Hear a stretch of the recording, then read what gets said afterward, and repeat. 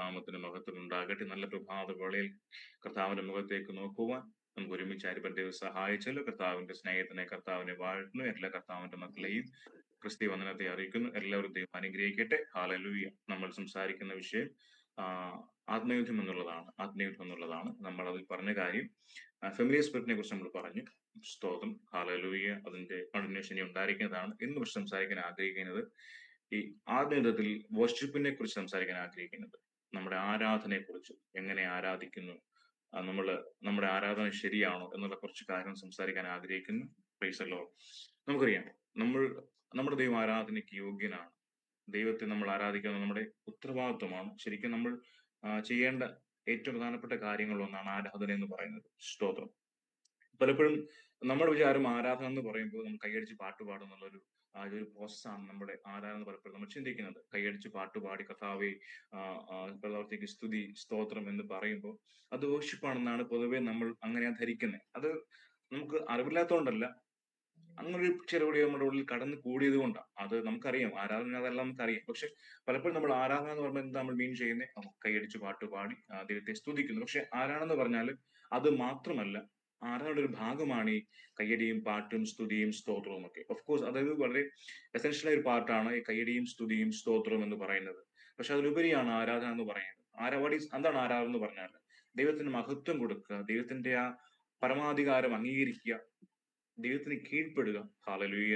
എന്റെ ദൈവത്തെ പോലെ ആകണമെന്നുള്ള ആഗ്രഹത്തോടെ ആ പുത്രന്മാരുടെയും പുത്രിമാരുടെയും അല്ലെങ്കിൽ മക്കളുടെ ഭക്തന്മാരുടെ ഹൃദയത്തിൽ നിന്ന് ഉയരുന്ന ഹാലലൂയ ഒരു ഒരു ആഹ്ലാദമാണ്, ഒരു ആനന്ദമാണ്, ഒരു ദൈവത്തിനെ അംഗീകരിക്കുന്ന ഒരു പ്രോസസ്സാണ് ആരാധന എന്ന് പറയുന്നത്. ഹാലലൂയ. സ്തോത്രം.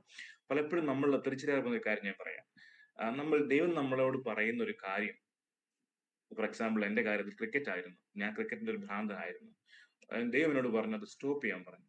ഞാനത് സ്റ്റോപ്പ് ചെയ്തു. വളരെ വേദനയോടാണെങ്കിലും സ്റ്റോപ്പ് ചെയ്തു. പക്ഷെ പിന്നീട് എന്നിൽ നിന്ന് ക്രിക്കറ്റിനോട് ഒരു അഭികാമ്യമുണ്ട്. ഞാൻ പിന്നെയും ആ ഗെയിം കാണാൻ പോവുകയോ അത് കളിക്കാൻ പോവുകയോ ചെയ്യുകയാണെങ്കിൽ അത് അത് ഒരു കൈൻഡ് ഓഫ് വർഷിപ്പാണ്. അതൊരു ഒരു മറ്റു തരത്തിലുള്ള വർഷിപ്പാണ്. ആ വർഷിപ്പ് പോകുന്നത് പിശാചിനെ കണക്കാ വർഷിപ്പ് പോകുന്നത്. അതായത് ദൈവം എന്നിൽ നിന്ന് ആഗ്രഹിക്കാത്ത ഒരു കാര്യം, അതായത് ദൈവം എന്നോട് പറഞ്ഞൊരു കാര്യം, അത് ചെയ്യരുതെന്ന് പറഞ്ഞൊരു കാര്യം ഞാൻ വീണ്ടും ചെയ്യുന്നെങ്കിൽ അത് ഒരു വർഷിപ്പാണ്. ആ വർഷിപ്പ് പോകുന്നത് പിശാചിലേക്കാണ് പോകുന്നത്. ഒരിക്കലും ദൈവത്തിന് പ്രസാദമില്ലാത്ത ഒരു കാര്യം നമ്മുടെ ജീവിതത്തിൽ സംഭവിക്കുന്നെങ്കിൽ അത് പോകുന്നത് പിശാചിനാണ്. അത് ഒരു വർഷിപ്പാണ്. അത് ദൈവത്തിനുള്ളൊരു ആരാധനയാണ്. ഹല്ലേലൂയ. സ്തോത്രം. അങ്ങനെയെങ്കിൽ ദിവസങ്ങളിൽ നമ്മൾ ചിന്തിക്കണം, ദൈവമേ എന്നിൽ നിന്ന് അങ്ങനെ ഒരു ആരാധന വരുന്നുണ്ടോ? ദൈവത്തിന് ഇഷ്ടമില്ലാത്തൊരു കാര്യം ഞാൻ ചെയ്തുകൊണ്ട് അതൊരു പിശാചിനുള്ള ഒരു വർഷിപ്പായി സമർപ്പിക്കുന്നുണ്ടോ എന്നൊരു ചിന്ത ദിവസം നമ്മളിൽ നിന്ന് ചോദിക്കേണ്ടത് വളരെ ഇമ്പോർട്ടന്റ് ആണ്. കാരണം നമ്മുടെ ആരാധന പിശാചിന് പോകാനുള്ളതല്ല. നമ്മുടെ ആരാധന ദൈവത്തിന് മാത്രം പോകാൻ ഉള്ളതാണ്. ഒരിക്കലും അത് പൈശാചിക ലോകത്തിന് പിടിച്ചെടുത്ത് നമ്മളിലേക്ക് വരുവാനുള്ള ഒരു ഡോറായി നമ്മൾ ഒരിക്കലും വിട്ടുകൊടുക്കാൻ പാടില്ല. നമ്മൾ ദൈവത്തിന് പോകേണ്ട ആരാധന ദൈവത്തിന്റെ പരമാധികാരം അംഗീകരിച്ചുകൊണ്ട് ദൈവത്തിനെ അംഗീകരിക്കുന്ന ദൈവത്തിന്റെ സോവറിറ്റി അംഗീകരിച്ചുകൊണ്ട് കൊടുക്കുന്ന ഒരു ഒരു മഹത്തായ ഒരു പ്രവൃത്തിയാണ് നമ്മുടെ വർഷിപ്പ് എന്ന് പറയുന്നത്. ഒരിക്കലും ആ വർഷിപ്പ് പിശാചിന് കൊടുത്ത് പിശാചിൻ ഡിമോണിക് ഏജൻസിന് നമ്മളിലേക്ക് കടന്നു കയറി നമ്മുടെ ജീവിതത്തെ തകർത്ത് കളവാനുള്ള ഒരു ടൂളാക്കി നമ്മൾ നമ്മുടെ ആരാധനയെ കൊടുക്കരുത്. ഹാലലൂയ. അതുകൊണ്ട് ഈ ദിവസങ്ങളിൽ നമ്മളെ തന്നെ ശോധനയാണ്. ദൈവം ആഗ്രഹിക്കാത്ത ഒരു കാര്യത്തെ ഇപ്പോഴും ഞാൻ ഗ്ലോറിഫൈ ചെയ്യുന്നുണ്ടോ? അല്ലെങ്കിൽ ദൈവം എന്നോട് വേണ്ട എന്ന് പറഞ്ഞൊരു കാര്യം ഇപ്പോഴും ഞാൻ മുറുകെ പിടിച്ചിരിക്കുന്നുണ്ടോ? അതിനെ ഇഷ്ടപ്പെടുന്നുണ്ടോ? അത് ചെയ്യുന്നുണ്ടോ എന്ന് എവിടെയെങ്കിലും തോന്നലുണ്ടെങ്കിൽ അത് നമ്മൾ ദൈവസന്നിധിയിൽ ചെന്നിട്ട് പറഞ്ഞ് കർത്താവെ അത് ഏറ്റുപറഞ്ഞ് ഉപേക്ഷിച്ചിട്ട് നമ്മൾ അതിൽ നിന്ന് നമ്മളതിനെ നമ്മുടെ ജീവിതത്തിൽ നിന്ന് ഉപേക്ഷിക്കേണ്ടത് ഏറ്റവും ആവശ്യമാണ്. എന്ന് വെച്ചാൽ നമ്മൾ ആരും ചെയ്യുന്നല്ല പറയുന്നത്. പക്ഷെ അങ്ങനെ എന്തെങ്കിലും ഉണ്ടെങ്കിൽ എനിക്ക് തോന്നുന്നൊരു ബോധ്യത്തിൽ ഞാനത് പറയുന്നത്. സ്തോത്രം. അതുകൊണ്ട് അതാണ് വർഷിപ്പ് എന്ന് പറയുമ്പോൾ ശരിക്കും ദൈവം നമ്മളിൽ നിന്ന് ആഗ്രഹിക്കുന്ന ദൈവ കൊതിയനല്ല, പക്ഷെ നമ്മൾ ദൈവത്തിന് കൊടുക്കുന്ന നമ്മുടെ സബ്മിഷനാണ് വർഷിപ്പ് എന്ന് പറയുന്നത്. എത്ര തരം വർഷിപ്പ് ഉണ്ട്? സിമ്പിൾ ആയിട്ട് പറഞ്ഞാൽ എന്റെ ഒരു അഭിപ്രായത്തിൽ നമുക്ക് 2-3 തരം വർഷിപ്പ് ബൈബിളിൽ കാണാൻ കഴിയുന്നുണ്ട്. അത് അതിൽ കൂടുതലുണ്ട്. പക്ഷെ 2-3 തരം വർഷിപ്പിനെ കുറിച്ച് പറയാൻ ആഗ്രഹിക്കുന്നു ഞാൻ. അത് ഈ വർഷിപ്പ് എന്ന് പറഞ്ഞാൽ നമ്മുടെ സ്പിരിച്വൽ വാർഫെയറിന്റെ ഒരു ടൂളാണ് വർഷിപ്പ് എന്ന് പറഞ്ഞാൽ. കാരണം ദൈവത്തെ നമ്മൾ സ്തുതിക്കുമ്പോൾ, ദൈവത്തിന്റെ പരമാധികാരത്തെ അംഗീകരിക്കുമ്പോൾ, നമ്മൾ ആ ദൈവത്തോട് ഹാലലൂയുള്ള നമ്മുടെ വിധേയത്വത്തെ പ്രകടിപ്പിക്കുമ്പോൾ ഹാലലൂയ സ്വർഗം സന്തോഷിക്കുക ചെയ്യുന്നത്.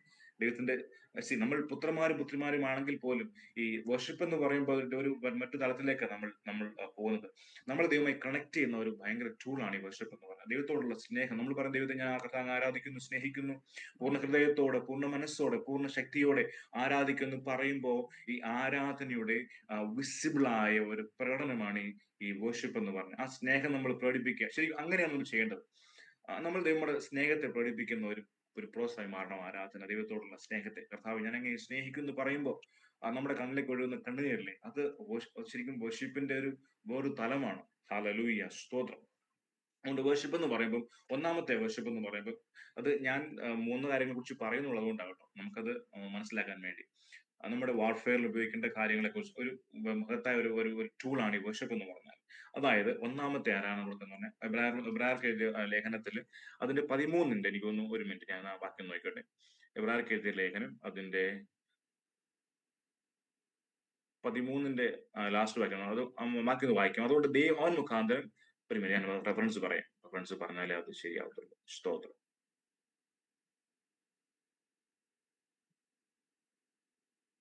ഹല്ലേലൂയ, സ്തോത്രം.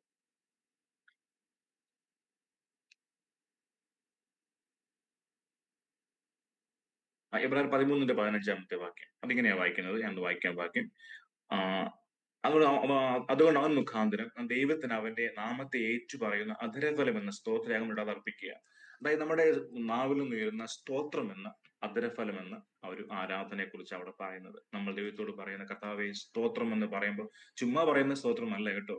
നമ്മുടെ ഈ പഴമക്കാര സ്തോത്രം സ്തോത്രം എന്ന് പറയുന്ന അങ്ങനെ ഒരു സ്തോത്രമല്ല ശരിക്കും അവിടെ ഉദ്ദേശിക്കുന്നത്. ഹൃദയത്തിന്റെ ആഴങ്ങളിൽ ദൈവത്തോട് നന്ദിയിൽ, ദൈവം അങ്ങ് യോഗ്യനാണെന്നുള്ള ആ ഒരു തിരിച്ചറിവിൽ, ഞാൻ അങ്ങയെ സ്നേഹിക്കുന്നു എന്നുള്ള ഒരു തിരിച്ചറിവിൽ, ആ ഒരു ബോധ്യത്തോട് നമ്മുടെ നാവിൽ നിന്ന് വരുന്ന, അല്ലെങ്കിൽ നമുക്ക് എന്തിനാണോ ദൈവം നമുക്ക് വേണ്ടി എന്തെങ്കിലും ചെയ്തിട്ടുണ്ടോ, അല്ലെങ്കിൽ എന്നുള്ള ഒരു തിരിച്ചറിവിൽ ആ ഒരു നന്ദി പ്രകടനമായി ദൈവത്തോട് പറയുന്ന ഒരു സ്തോത്രം, അത് ഭയങ്കര വലിപ്പമുള്ള ഒരു ആരാധനയാണ്. വിലയേറിയ ഒരു ആരാധനയാണ് സ്തോത്രം. ഹല്ലേലൂയ. ഒന്നാമത്തെ ആരാധന എന്ന് പറഞ്ഞാൽ നമ്മളെല്ലാം ചെയ്യുന്ന കാര്യമായി, നമുക്കെല്ലാം ചെയ്യാൻ വളരെ ഈസിയായി കഴിയുന്ന ഒരു കാര്യമാണ്. ഒരു കാര്യം മനോഭാവത്തിൽ ഒരു മാറ്റം വരുത്തിയാണ്. ചുമ്മാ പറയാതെ ആ സ്തോത്രം പറയുമ്പോൾ, അല്ലെങ്കിൽ ആ ദൈവത്തെ ഒന്ന് സ്തുതിക്കുമ്പോൾ, ആ സ്തുതി ഹൃദയത്തിന്റെ, അല്ലെങ്കിൽ നമുക്ക് അത് എന്താണ് പറയുന്നുള്ള ബോധ്യത്തോടുകൂടി, എന്തിന് പറയുന്നുള്ള ബോധ്യത്തോടുകൂടി പറയണം. അതാണ് ദൈവത്തിന് പ്രസാദമുള്ള ആരാധന എന്ന് പറയുന്നത്. സ്തോത്രം അല്ല നമ്മൾ ചുമ്മാതെ സ്തോത്രം സ്തോത്രം സ്തോത്രം എന്ന് പറയേണ്ട ഗുണമൊന്നുമില്ല. അതെന്തിനു പറയുന്നു, അത് എന്തുകൊണ്ട് പറയുന്നു, ഹല്ലേലൂയ, അത് എന്തിനു വേണ്ടി പറയുന്നു എന്നുള്ളത് വളരെ ഇമ്പോർട്ടന്റ് ആണ്. അതുകൊണ്ട് സ്തോത്രം അർപ്പിക്കുമ്പോൾ, നമ്മൾ ദൈവത്തിന് ആരാധന കൊടുക്കുമ്പോൾ, അത് അങ്ങനെ അതിന്റെ അർത്ഥം ഉൾക്കൊണ്ട് യാഥാർത്ഥ്യ ബോധത്തോടെ പറയാനായിട്ട്. പാട്ട് പാടുമ്പോൾ അങ്ങനെ തന്നെയാണ്. നമ്മൾ എല്ലാ പാട്ടും പാടാൻ നമുക്ക് കഴിയത്തില്ല കേട്ടോ. സ്തോത്രം. എല്ലാ പാട്ടും നമ്മൾ പാടരുത്. കർത്താവ് അങ്ങേക്കാൾ ഒന്നിനെയും സ്നേഹിക്കില്ല എന്ന് പറയുമ്പോൾ അങ്ങനെ ഒരു ബോധ്യം എവിടെയെങ്കിലും ഉണ്ടെങ്കിൽ ആ പാട്ട് പാടാവും. ഞാൻ പലപ്പോഴും പണ്ട് മുതലേ ചെയ്യുന്ന ഒരു കാര്യമാണ്. എനിക്ക് എനിക്ക് എല്ലാ പാട്ടും പാടാൻ എനിക്ക് പലപ്പോഴും കഴിയത്തില്ല. സ്തോത്രം. ഞാൻ പലപ്പോഴും ഞാൻ സ്മിതമേ പലപ്പോഴും ഇങ്ങനെ ഡിസ്പ്യൂട്ട് ഉണ്ടായിട്ടുണ്ട്. ഞാൻ പറയും എനിക്കിങ്ങനെ ദൈവത്തെക്കുറിച്ച്, ദൈവത്തോടുള്ള സ്നേഹം, ഞാൻ അങ്ങേ ഏറ്റവും കൂടുതൽ സ്നേഹിക്കുന്നു, ഹൃദയത്തിൽ ബോധ്യമില്ലാതെ എനിക്ക് പാട്ട് പാടാൻ പറ്റത്തില്ല. ഞാൻ പറയാം, എനിക്ക് കർത്താവെ വേറെന്തിനേക്കാളും അങ്ങയെ സ്നേഹിപ്പാൻ ആഗ്രഹിക്കുന്ന കർത്താവെ എനിക്ക് പറയാം. പക്ഷെ എനിക്ക് ആ സ്നേഹമില്ലാത്തത് കൊണ്ട് ഞാനത് പാട്ടിൽ പറയില്ല എന്ന് ഞാൻ പലപ്പോഴും പറയാറുണ്ടായിരുന്നു. സ്തോത്രം. പക്ഷെ ഇപ്പൊ അതൊക്കെ മാറി കേട്ടോ. നമ്മൾ ദൈവത്തെ അല്ലാതെ മറ്റൊന്നിനെയും സ്നേഹിക്കുന്നില്ല എന്നൊരു ബോധ്യമുണ്ടെങ്കിൽ മാത്രമേ പാട്ട് പാടാവൂ. ഒരിക്കലും നമ്മൾ ചുമ്മാതെ പാട്ട് പാടാൻ വേണ്ടി പാടി നമ്മൾ കളയരുത്. സ്തോത്രം. അതുകൊണ്ട് ആ സ്തോത്രയാഗം എന്ന ആ ഒരു ആരാധന ഏറ്റവും വിലപ്പെട്ടതാണ്. രണ്ടാമത്തെ ഒരു യാഗം എന്ന് പറയുമ്പോൾ നമ്മുടെ അനുസരണമാണ്. ഹല്ലേലൂയ. അത് വർഷിപ്പിൽ വളരെ ഇമ്പോർട്ടന്റ് അനുസരണം എന്ന് പറയുമ്പോൾ, ശരിക്കും നിങ്ങൾ മനസ്സിലാക്കേണ്ട ഒരു കാര്യമുണ്ട്. ഈ അനുസരണം എന്ന് പറയുമ്പോൾ അബ്രഹാമിനോട് ദൈവം പറഞ്ഞൊരു കാര്യമുണ്ട്. ഇസ്ഹാക്കിനെ യാഗർപ്പിക്കാൻ പറഞ്ഞു ഇല്ലേ? അബ്രഹാമിന്റെ ഏറ്റവും ഇഷ്ടപ്പെട്ട ഒരു ഹല്ലേലൂയ, ഏറ്റവും അബ്രഹാം ഏറ്റവും ഇഷ്ടപ്പെടുന്ന ഒരാളായിരുന്നു ഇസ്ഹാക്ക് എന്ന് പറയുന്നത്. സ്വന്തം മകൻ 100 വർഷം കാത്തിരുന്ന് കാത്തിരുന്ന് കിട്ടിയ ആ പൊന്നോമന പുത്രനെ അബ്രഹാം ഏറ്റവും കൂടുതൽ സ്നേഹിച്ച ആ വ്യക്തിയാണ് യാഗം കഴിക്കാൻ ദൈവം ആവശ്യപ്പെട്ടത്. പലപ്പോഴും നമ്മോട് ദൈവം പറയുന്ന കാര്യം, നമ്മൾ ഏറ്റവും കൂടുതൽ പ്രിയം വെക്കുന്ന ഒരു സ്ഥാനത്തെ ഒരു പക്ഷേ കൊടുക്കാൻ വേണ്ടിയായിരിക്കും, വിട്ടുകളയാൻ വേണ്ടിയായിരിക്കും ദൈവം ആഗ്രഹിക്കുന്നത്. ആ വിട്ടുകളയുന്നത് ഭയങ്കര ഒരു വേർഷിപ്പാണ്.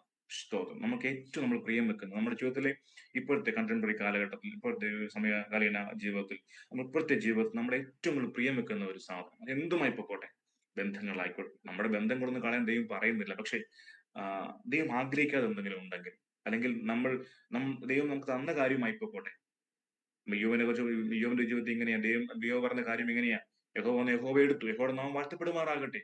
ദൈവം തന്ന കാര്യങ്ങളാ ദൈവം ഹാലലൂയ അവൻ എടുത്തു മാറ്റിയത്, അല്ലെങ്കിൽ പിശാചിലൂടെ ദൈവം എടുത്തു മാറ്റാൻ ഇടയായത്. അപ്പോ ദൈവം തന്ന കാര്യമായി പൊക്കോട്ടെ. പക്ഷെ ദൈവം നമ്മോട് ആവശ്യപ്പെടുമ്പോൾ ഏറ്റവും പ്രിയപ്പെട്ടത്, ഏറ്റവും പ്രിയപ്പെട്ടത് കൊടുക്കുമ്പോഴാണ് അത് ഏറ്റവും വലിയ ആരാധന, അല്ലെങ്കിൽ ആരാധന ഒരു മഹത്വം ഉണ്ടാകുന്നത്. സ്തോത്രം. അബ്രഹാം ഇസ്ഹാക്കിനെ യാഗം അർപ്പിക്കുവാൻ, അല്ലെങ്കിൽ അബ്രഹാമിനോട് ദൈവം പറഞ്ഞപ്പോ അബ്രഹാം മടിച്ചു നിന്നില്ല. അബ്രഹാം അത് ചെയ്യാനായി പോയി. ആ മനസ്സ്, അത് ഭയങ്കര ആരാധനയാണ് കേട്ടോ. നമ്മുടെ ജീവിതത്തിൽ ഉയരേണ്ട, എനിക്കറിയില്ല നിങ്ങളോട് ദൈവം അങ്ങനെ പറഞ്ഞിട്ടൊന്നും എനിക്കറിയില്ല. അപ്പൊ ഞാൻ എന്നോട് ചില കാര്യം ദൈവം ഉപേക്ഷിക്കാൻ പറഞ്ഞപ്പോ എനിക്ക് ഭയങ്കര പ്രിയപ്പെട്ടതാണ്. ഞാൻ ജീവിതത്തിന്റെ ഒരു എല്ലാ ദിവസങ്ങളിലും ഞാൻ അതിനോട് എന്തോ പറഞ്ഞ അതിനോട് ബന്ധപ്പെട്ടിരിക്കുന്ന ചില കാര്യങ്ങളായിരുന്നു. അത് എനിക്കത് ഒത്തിരി ബുദ്ധിമുട്ടായിരുന്നു അതിനെയൊക്കെ ഉപേക്ഷിക്കാനായിട്ട്. എന്നോട് ദൈവം ഒരിക്കൽ പറഞ്ഞ ഒരു വാക്കുണ്ട്: യാഗം പോരാ, യാഗപീഠം പോരാ എന്നുള്ള ഒരു പ്രവചന ശബ്ദമുണ്ട്. അതിൽ നിന്നാണ് പലതും ഉപേക്ഷിക്കപ്പെട്ടത്. സ്തോത്രം. നമുക്കതിന് പെയിൻ ഉണ്ടാവും. അപ്പൊ നമ്മോട് ദൈവം പറയുന്ന കാര്യം ഇതാണ്. അല്ലെങ്കിൽ നമ്മോട് ദൈവം ഇത് ആവശ്യപ്പെട്ടാൽ അതൊരു മടിയും കൂടാതെ ചെയ്യാൻ തയ്യാറാകുമ്പോൾ അവിടെ വരുന്ന ആരാധന ഏറ്റവും മഹത്തരമാണ്. സ്തോത്രം. ഹാലലൂയ. ഈ ഞാൻ പെട്ടെന്ന് പറഞ്ഞു മൂന്നാമത്തെ ആരാധന എന്ന് പറയുമ്പോൾ നമുക്ക് അറിയാം, അതാണ് ഏറ്റവും വിലയേറിയ ആരാധന. യേശു കർത്താവ് ക്രൂശിൽ കഴിച്ച, അല്ലെങ്കിൽ യേശു കർത്താവ് ദൈവത്തോടുള്ള സമത്വം. ഫിലിപ്പിയർക്ക് എഴുതിയ ലേഖനം 2-ാം അധ്യായത്തിന്റെ 6 മുതൽ വായിക്കുന്നില്ല, നമ്മൾ കാണുന്ന ചില സംഭവങ്ങളുണ്ട്. യേശു ദൈവത്തോടുള്ള സമത്വം മുറുകെ പിടിക്കാതെ ദാസരവും എടുത്ത് മനുഷ്യാവശ്യത്തിലേക്ക് ഭൂമിയിലേക്ക് തന്നെ താൻ താഴ്ത്തി, ഇല്ലേ, അനുസരണമുള്ളവനായി മാറി. ആ യേശു കർത്താവിന്റെ സമർപ്പണം നമ്മൾ കണ്ടിട്ടുള്ള ഏറ്റവും വലിയ ആരാധനയാണ് യേശു കർത്താവ് കാൽവരി സമർപ്പിച്ച വർഷിപ്പ് എന്ന് പറഞ്ഞാൽ. സകലവും തിരിച്ചു. എബ്രായരുടെ ലേഖനം 15-ാം അധ്യായത്തിൽ പറയുന്ന പോലെ ജീവനുള്ള യാഗമാക്കി, അല്ല ജീവനുള്ളതല്ല, സകലവും സമർപ്പിച്ചു. എല്ലാം ദൈവത്തിന് വേണ്ടി സമർപ്പിച്ചു. ദൈവത്തോട് അനുസരണത്തെ മുറുകെ പിടിക്കുന്നതിനായി സകലതും സമർപ്പിച്ചു. ഹാലലൂയ.